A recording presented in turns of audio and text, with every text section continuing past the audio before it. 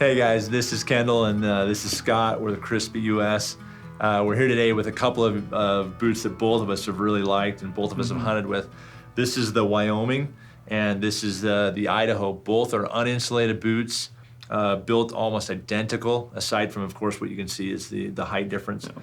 We're going to talk specifically about the Idaho. So what can you tell me, Scott, about this boot and how it's built and the materials that are used inside? Yeah, so the first thing about this boot is it's a non-insulated boot, and the materials it's constructed out of breathe extremely well. Mm-hmm. This has been a very popular boot for guys hunting maybe in warmer environments, Arizona, mm-hmm. Nevada, even Utah. But it's also been a really popular boot for archery hunters who, their archery season is before the freeze, and they're putting a lot of miles on, so the boot's going to breathe really well. Yeah, or even guys that in an archery hunt like in Idaho last year where it snowed on me, and guys can run this boot on warm days or even full wet days. Mm-hmm. Because of the Gore-Tex, it is waterproof, despite the fact that sometimes people see something that's not full leather and think, oh, there's no way it's going to stay waterproof all the way. Right. The Idaho is a great boot.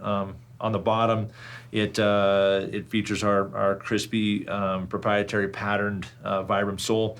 The rubber is a little stickier, a little more tacky, like mm-hmm. almost like a climbing shoe.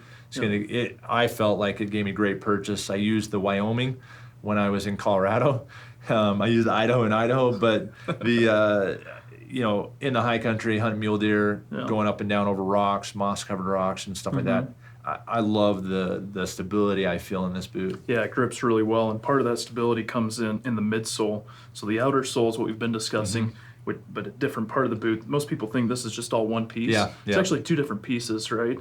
The midsole has the crispy crossbow frame, and that helps provide rigidity, when you're walking, mm-hmm. especially when you're side hilling. But it also helps to take the vibration of a compression, and it really distributes that vibration, so you're not pounding your heel. Absolutely. Your knees don't hurt at the end of the day. That is really absorbed in the midsole versus coming up into the skeletal system. That's why guys, you've got like a running shoe or a gym shoe.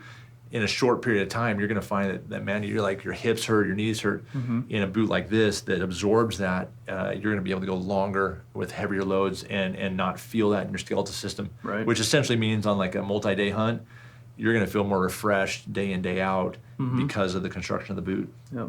And working up the boot, we have the wireframe system. It's going to be the exact same on the Wyoming. Just adds stability to the outside of the skeletal system of the boot. And of course, they have our ABSS system, the ankle bone support system in them, which acts somewhat as a memory foam, as you really like before.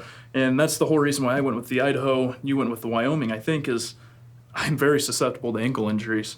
So I've chosen the taller version of the two. Yeah, and I just wanted a more nimble boot that I could stalk in, but also get fairly good stability. Right, and it's a little bit lighter, mm-hmm. the Wyoming is, versus the Idaho. Absolutely. It's just, basically that much shorter. But it's been a phenomenal boot.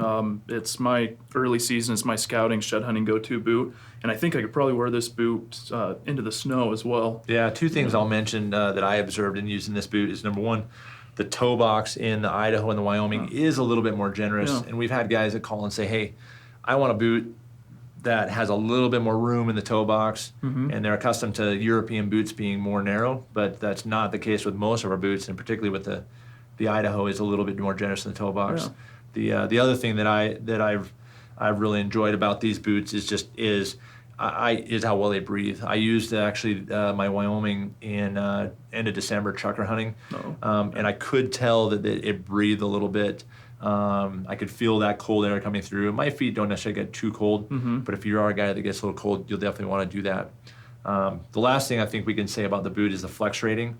We rate this as a 3, right in the middle of the road between a very, very light flex and a very, very stiff mountaineering type flex, mm-hmm. Which is why, again, I think you can use this boot year-round in really a lot of variety of situations. It's a very versatile flex. Yeah. And it's worthy of really climbing any mountain in North America, but it's not going to be so stiff that it becomes cumbersome if you're chukar hunting or pheasant hunting. So there's a reason the Idaho is one of our best-selling boots, and you'll see a lot of guys with this boot on.